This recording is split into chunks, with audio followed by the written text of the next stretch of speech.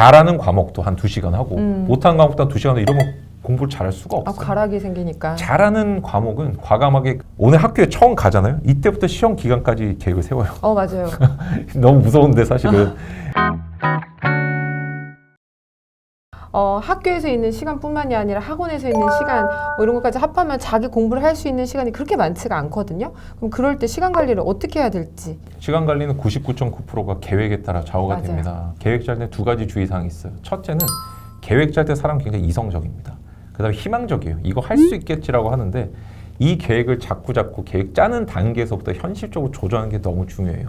그게 가장 좋은 방법이 사전 시뮬레이션이에요. 내 계획을 짜면서 내가 과거에 이걸 할 때 들었던 시간이 얼마 걸렸고 앞으로 이게 얼마나 내일 걸릴지를 자꾸 추측하면서 계획을 짜주셔야지 그냥 이 2시간은 뭐 해야지 이런 식으로 하시면 안 되고 그다음에 두 번째로는 공부할 때는 시간 계획은 절대 짜시면 안 돼요. 시간으로는 안 돼요. 시간으로 계획을 세우는 게 분량으로 자꾸 맞아요. 세워주셔야 됩니다. 그래서 내가 그 분량을 못 끝냈다고 한다면은 네. 그때는 그래도 그 분량 끝낼 때까지 공부를 해주셔야 되고 물론 이제 학원 다니거나 이럴 때 쉽지 않죠. 그리고 학원 다닐 때는 우선순위를 좀 나누라고 좀 권해드리고 싶어요. 그래서 예습이 안 된 채로 학원 간 거 꽝이에요. 왜 학원 가서 이제부터 예습하는 거 똑같은 효과가 있어요. 그래서 제발 미리 꼭 책에 형광펜 정도는 꼭 칠해서 목차 정도는 머릿속에 폴더는 만들어 놓고 학원 가시라고 이 시간 관리에서 굉장히 중요한 포인트 중에 하나고 근데 학원 가신 후에 있잖아요. 만약에 내가 잘하는 과목 같으면은 조금 빨리 학원 가고 그 다음에 조금 늦게 집에 돌아오면서 예습 복습을 그때 끝내라고 좀 권해드리고 싶습니다. 그래서 내가 확실하게 못하는 과목에 자꾸 시간 투자를 해주셔야 돼요. 근데 집에 와서 이제 어떤 공부하는 시간에 내가 복습하는 시간들이 있을 거 아니에요. 혼자 공부하는 시간에 잘하는 과목도 한 2시간 하고 못하는 과목도 한 2시간 하고 이러면 공부를 잘할 수가 없어요. 가락이 생기니까. 잘하는 과목은 과감하게 그 학원 앞뒤로 끝내야 돼요. 그래서 제가 사실 뭐 이제 과학고라든지 아니면 외고 다니는 분들 지도를 많이 하는데 이분들은 시간에 대한 어떤 감각이 되게 좋아요. 그래서 자기가 잘하는 과목은 큰 걱정을 느끼지 않고 그냥 깔끔하게 좀 패스를 합니다. 딱 그 수업으로 다 끝내요. 못하는 과목에 집중적으로 투자를 하는데 공부를 잘 못하는 분들은 의욕이 넘쳐가지고 모든 걸 평등하게 다 이렇게 해요. 우리가 공부할 때도 잘하는 과목에 대한 시간 투자는 줄여야 됩니다. 왜? 잘하기 때문에. 얘는 유지될 정도로 못하는 과목에 시간 투자를 좀 많이 하라고 권해드리고 싶고 그리고 주말은 쉬셔야 되는데 다만 주중에 못한 것들을 보충을 하고 쉬라고 좀 권해드리고 싶어요. 그래서 이게 전체적인 틀 속에서 시간 관리고 그 다음에 2가지 정도 팁을 좀 말씀을 드리면 주별 계획표를 좀 짜시라고 권해드리고 싶습니다. 인간의 삶은 월화수목금토에 한 주를 계획 단위로 세워져 있어요. 그 다음에 되게 재밌는 게 내신 시험 1등하는 분들 인터뷰를 해보면 뭐가 있냐면요. 오늘 학교에 처음 가잖아요. 이때부터 시험 기간까지 계획을 세워요. 맞아요.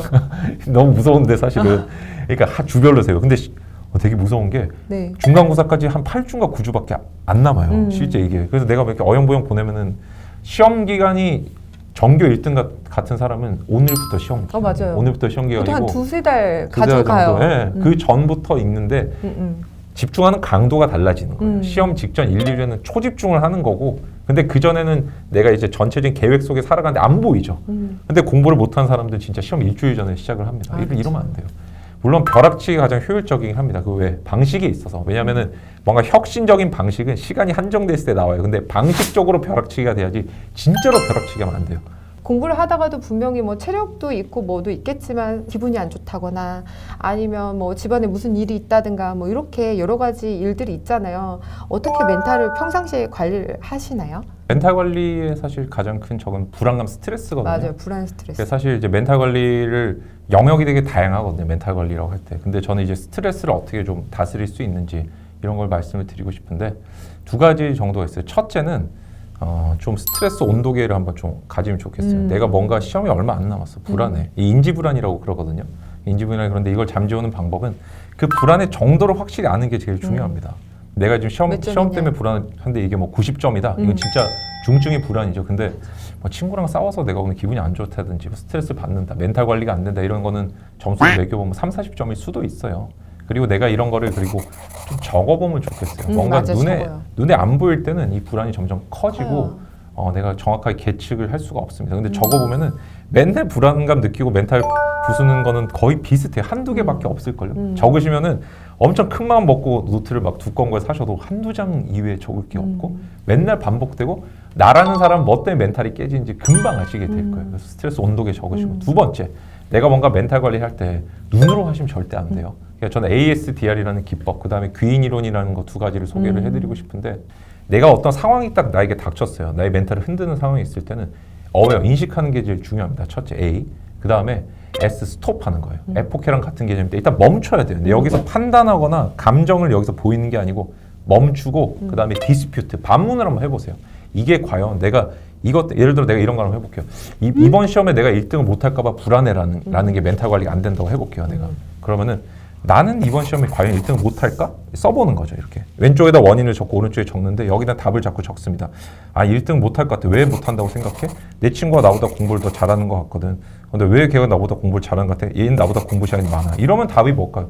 내가 공부 시간을 조금 더 늘리면 된다라는 답이 나올 거 아니에요. 근데 How? 근데 걔가 나보다 머리가 더 좋은 것 같아. 이러면 답이 뭐가 되냐면은 머리는 바꿀 수가 없거든요. 그럼 이때부터는 내가 머리를 뛰어넘는 방법을 연구해야겠다든지 다른 식의 결론들이 나올 거예요.